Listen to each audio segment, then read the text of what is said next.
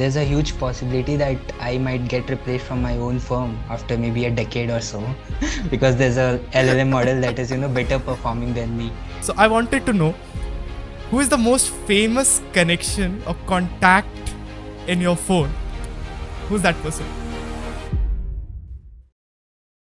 Hey everyone, and welcome to another episode of Behind the Boardroom. Joining us today is Pranjal Mishra, the founder and CEO of your brand Mate. How are you feeling, Pranjal? Lovely, Ritesh. Thanks for this, collaboration for this video. Excited. So, starting off, Pranjal, as we are one of the young entrepreneurs of this country, and there is an agency of yours, your brand Mate. So, tell me something about your agency, what you guys do. So, looking forward to it. So we work with tech companies for their, products, for their designs, for their animations. So most of our clients are health tech. Basically, 80% of them are healthcare or health tech. We develop products for them in the back end. We create animations, all the marketing videos. So everything healthcare and health tech, we are there. So moving on to the next question, there is a sort of a stereotype around the startup world and everything that you have to be an extrovert person, you have to be expressive. So since I've done a background check on you and you are sort of like introverted person. So is it really the case like you have to be extrovert or introverts can also dive into the startup journey? So for sure, there's a personality switch that I do. So when I want to be creative, when I want to think, when I want to solve problems, the introvert version of me works the best. So that's the time, I shut myself into the room and think basically for days or weeks or months. And then, when there's also time when you want to perform in the world. Just for example, this podcast. So it requires the extrovert version of me. Dealing with the team is a good example. So it requires extrovert version of me. So of course, that switch is required and it is learned over the time. Yeah, such an amazing answer. Like even I switch personalities sometimes. Whenever something is required, I used to mold according to the wave. Like I remember the quote from Bruce Lee, be like water, my friend. So obviously being into the startup journey and everything, you have to be like water, switch according to the situation and take the form. Pranjal, I wanted to know like the idea about your brand Mate. How was it born and what was the inspiration behind it? What drove you to this startup journey and entrepreneurial journey? So it was very gradual, it was not something that I woke up another day and thought I startup karunga. So something was in my mind since I was in 11th or 12th maybe that I want to do something of my own, and the seed was planted by this. If you are Indian, you must have watched this series that is TVF Pictures. So that was the first moment when I got to know, okay, there's something named as startup. There's something with the term entrepreneur, and we can, do something with our own ideas. We can create ventures. We can, of course, there's a world apart from being a software engineer. That I did, of course. I'm a software engineer. Like I've done my graduations. Yeah, that's one of the really interesting things that I got to know. And I wish when I have started as a freelancer, I should have done that again. Like you have told me, like you didn't brand it by your own name, like Pranjal Mishra. You branded it with your venture itself, your brand Mate. Yeah. So to the people who are watching this, here's a very big recommendation from Pranjal. Like if you want to start a venture, if you have that thing in mind and you're working as a freelancer, right? So don't brand it, or it is not important to brand it from your name.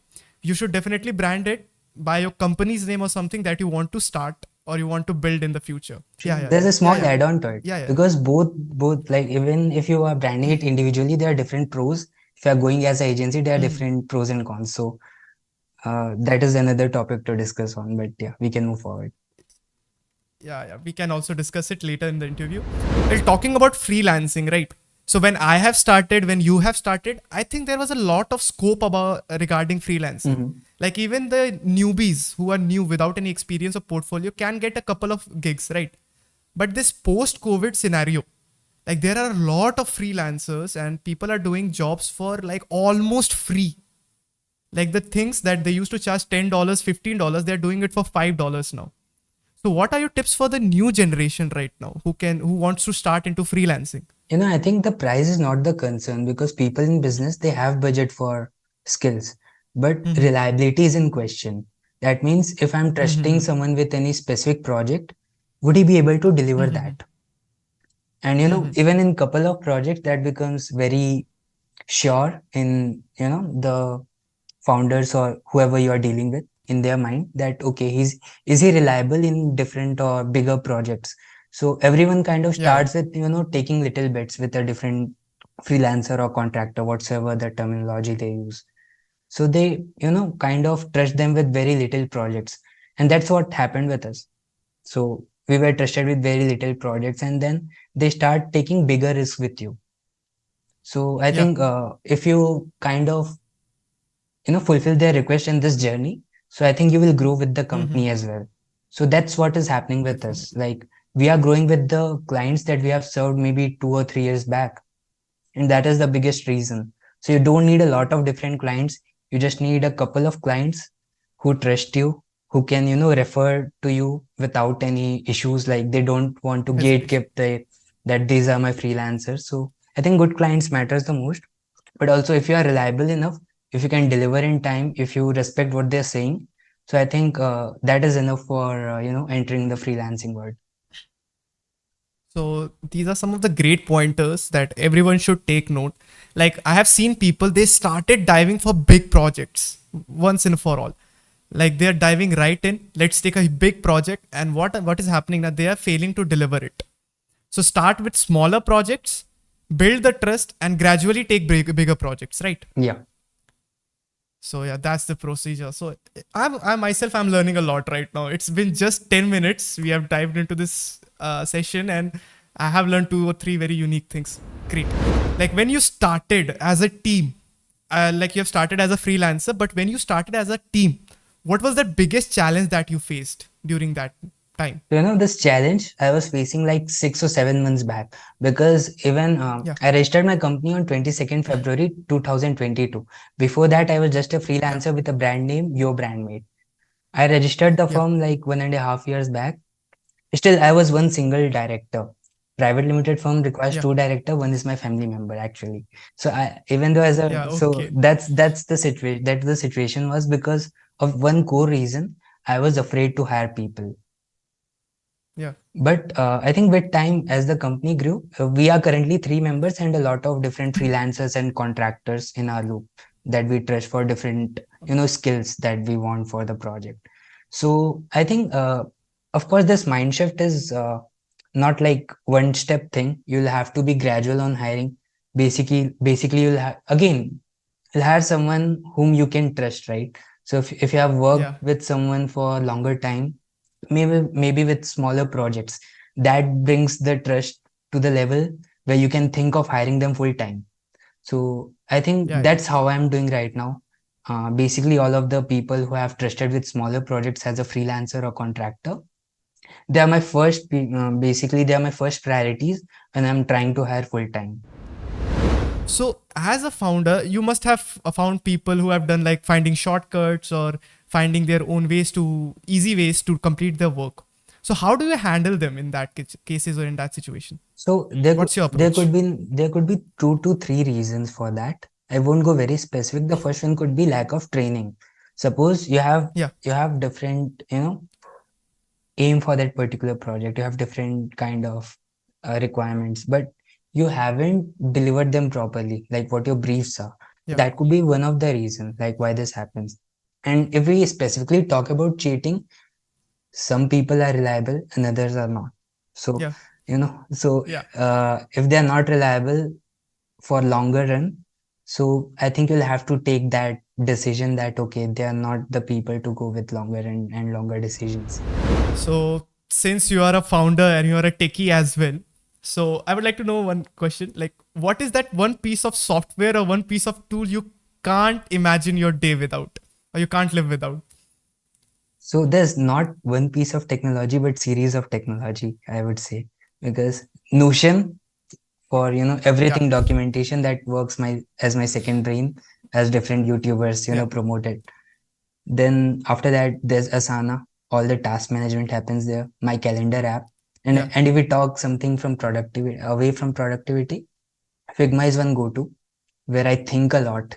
I know there are different yeah, tools for that, but Figma seems like a best option there.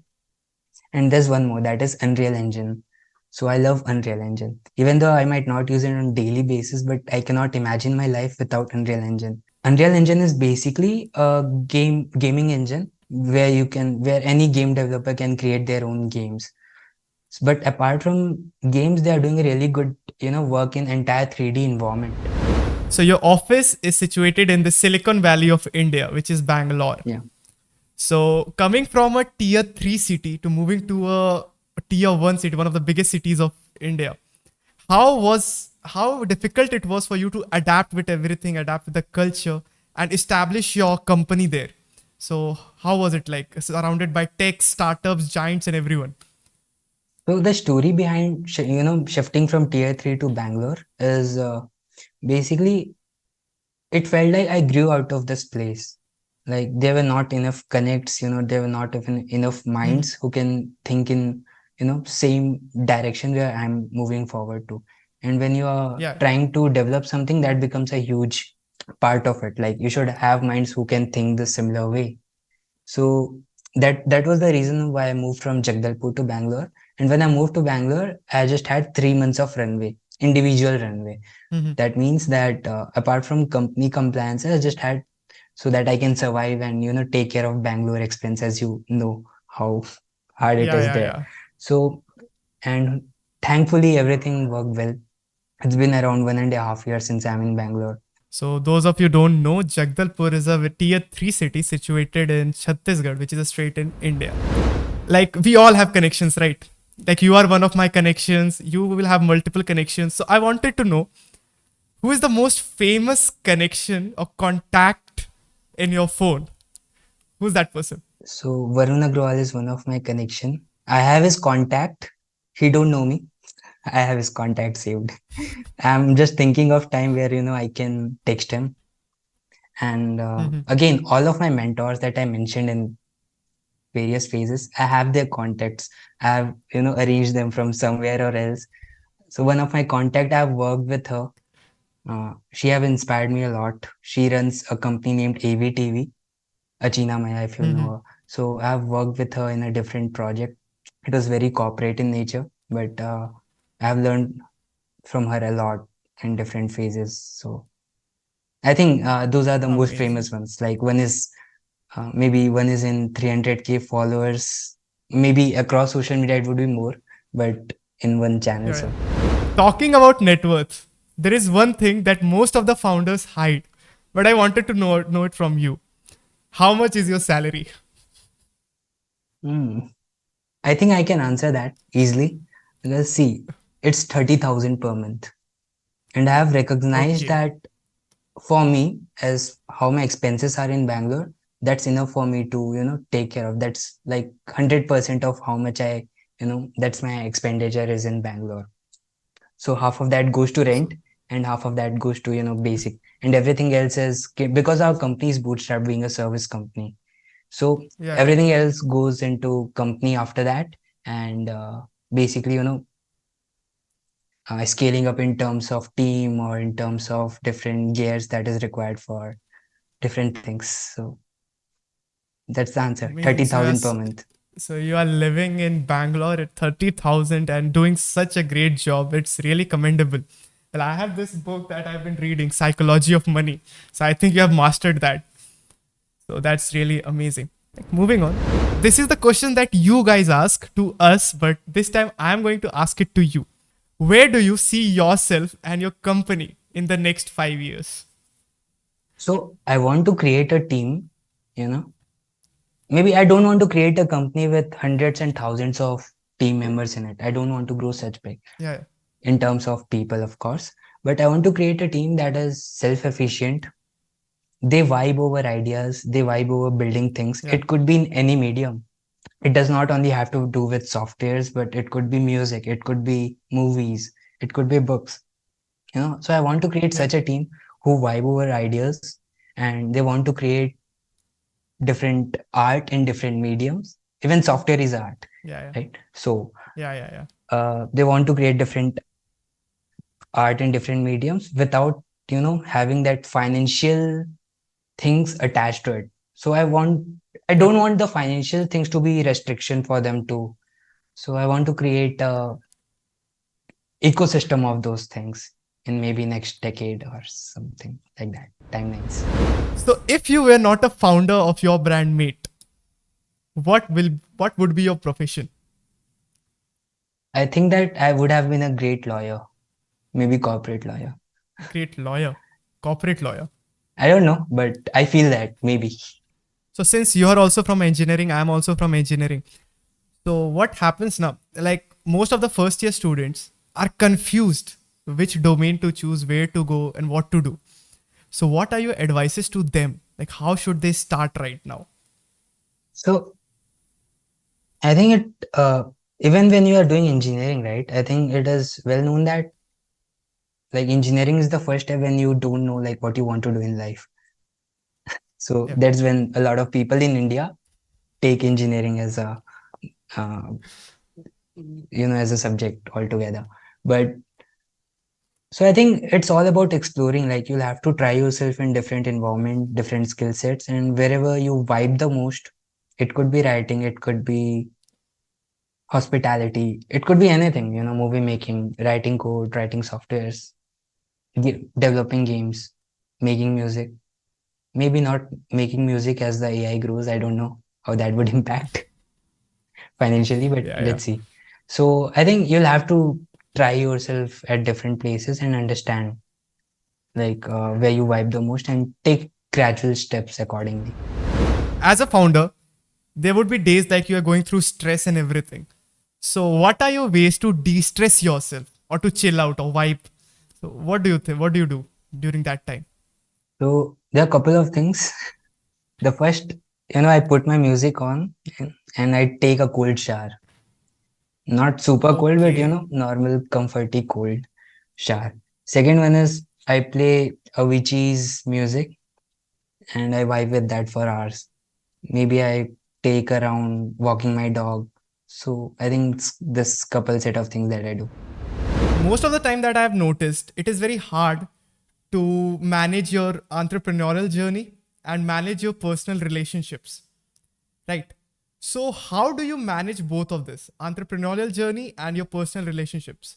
Like whether it is from your parents or if you have a life partner or anything. How did you manage that? So I think I'm learning to do that. I'm not sure if I've achieved it fully, but I'm learning at this moment because I'm at the phase where my company requires a lot of my attention.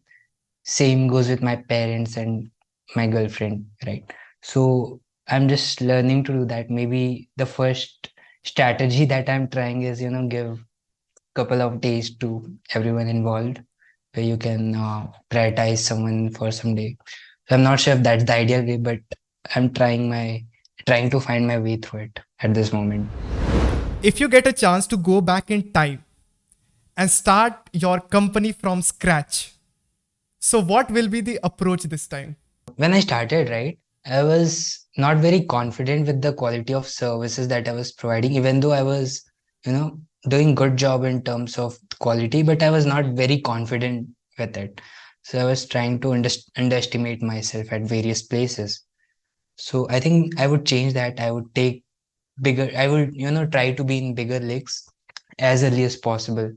So I was, out of lack of confidence, I was just trying to tap into local audience and local communities. So I think that's one thing that I would change. But even doing that taught me a lot of things about how India 3 works or how India 2 works. So I think I'm not sure Yeah. if I would change that, but one of the things that might be helpful, maybe, I don't know. So I'm asking, what are the problems that you're facing?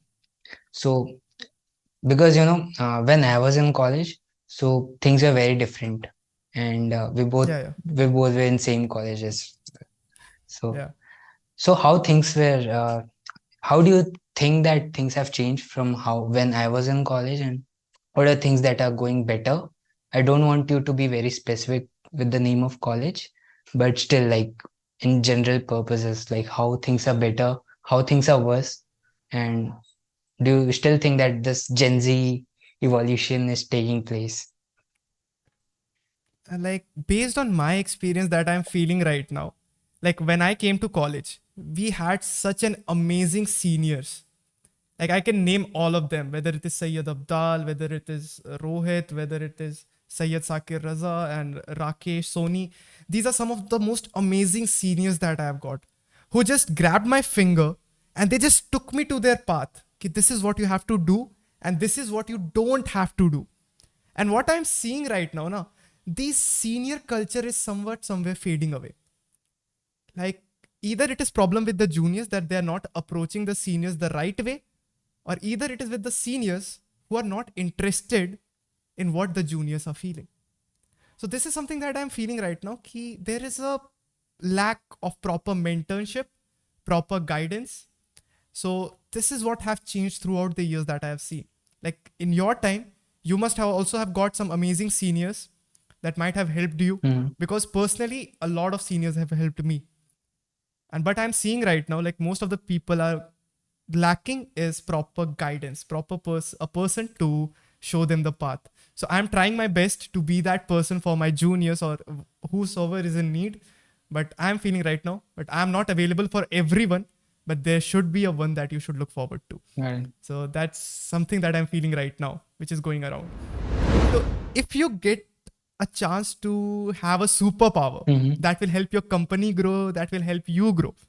So what superpower or superhero you want to be? Ah, this is a hard one because I'm not much into superheroes. But I think there are some real looking, real faces and real characters that I can name that, I would love to be them at multiple Yeah. spots.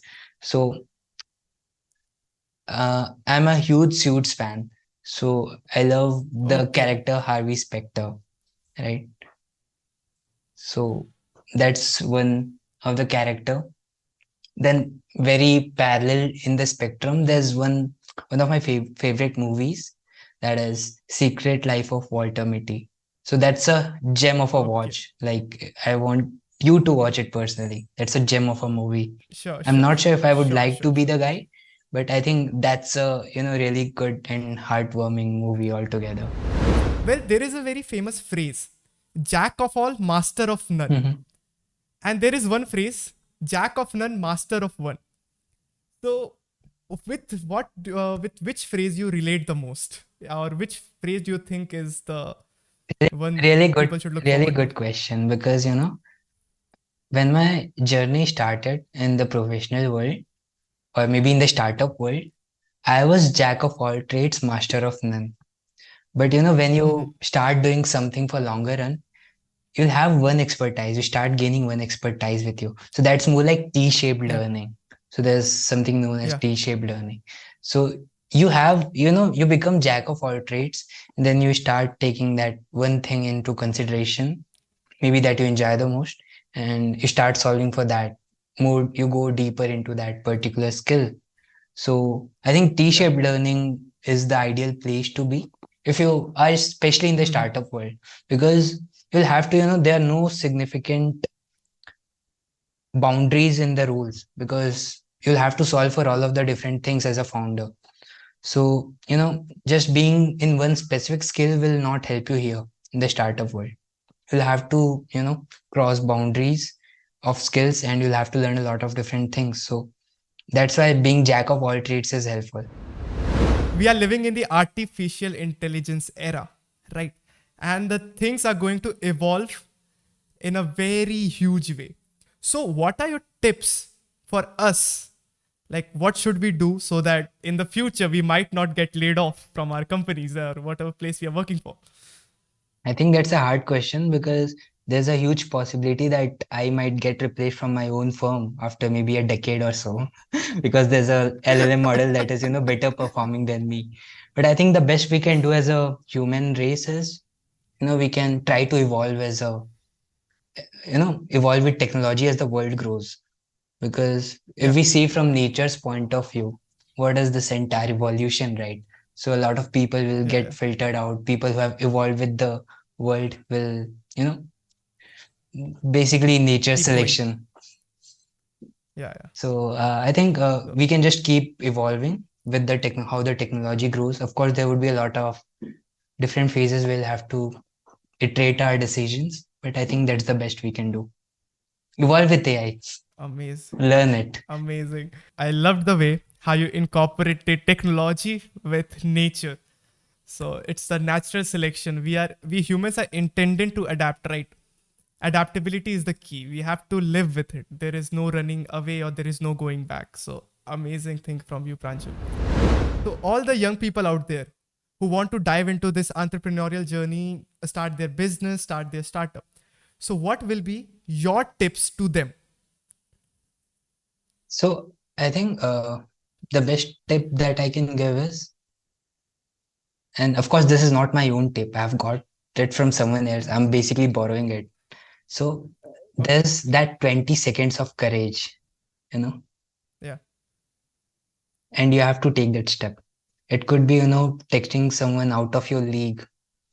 It could Yeah. be reaching out to someone. It could be taking help from someone. It all takes 20 seconds of courage. So if you don't let that particular 20-second overpower you, and you take the courage, you take the actions, and I think that's the story of my life. There were various places and there were different tables where I've been into. It was not possible if I would not have taken that 20-second of decision into action. So that's one of the thing, because most of us stop there. Like, okay, why would they respond to me? Why would they even consider me? I think it's always good to take your thoughts into actions. And I think just explore, guys, because being 19, 18, 17, 21, 24, you don't know how the world works exactly. So the best thing you can do is be in the world and learn from it, how they functions. Of course, it is not very white and black. It's not a binary situation that world is good, world is bad. Everyone lies in different shades of gray, right? So you'll have to recorrect your understanding of the world as you grow older. I'm doing so. Maybe someone in their 60s would have better answer and who can correct this things better. But this is me, 24-year-old, talking about, you know, because I personally feel that a lot of us, we live in a very, very binary world. It could Yeah. be something related to politics, that, okay, one party is good, one party is bad, or, but Mm-hmm. I think everything is in that gray zone. Even you as an individual, right? We are not completely white, we are not completely black Yeah. in terms of our thought processes. So there will have to understand how the world works, what are the data points that you are serving yourself with, and how you can take actual decisions, data based decisions, and not something that is being fed to you by the world. So I think that's one of the thing. Yeah. So yeah, this is something how the world works. Like I've been seeing it lately. Like people out there, basically the young Gen Zs and all the young people, they think they know everything. This is one thing that I've encountered the most. These people think that they know everything about this world, how the world works, how the thing works. And when they get the reality check, like dude, you're so wrong at this point. So it's very hard for them to recover after this, which is something which happens sometimes with me also. Even I have fallen face down many times. Then I got to know, okay, this is the place where I have done the mistakes. And if I have to quote down one of my qualities that really helped me grow was taking continuous feedbacks, whether it is feedbacks or criticisms, whether it is constructive or destructive. So I get to know which is the place I'm doing wrong, what path I'm going wrong. So this is also something that most of you will agree. Like feedbacks are the key to anything, like improvement. So yeah, it was a very great time with you, Pranjal. Like these 40, 50 minutes, I have no track how it passed away. It's getting dark now. And I had no idea when it got dark. So it was really amazing talking to you. And we hope this is not our last conversation. We are going to move with more. And moreover, I'll try to be in Bangalore once and we'll try to have an offline interview as well. That was it talking to you, Pranjal. I got to know some really new things which I haven't experienced it yet. And I hope my audience will also get to know new things, new values. So looking forward for more, Pranjal. And it was very nice talking to you. So have a good day and really looking forward for more. Thank you so Thank you much. so much, Satish, for hosting me. Bye. Take care. Thank you so much. Thank you. Bye bye.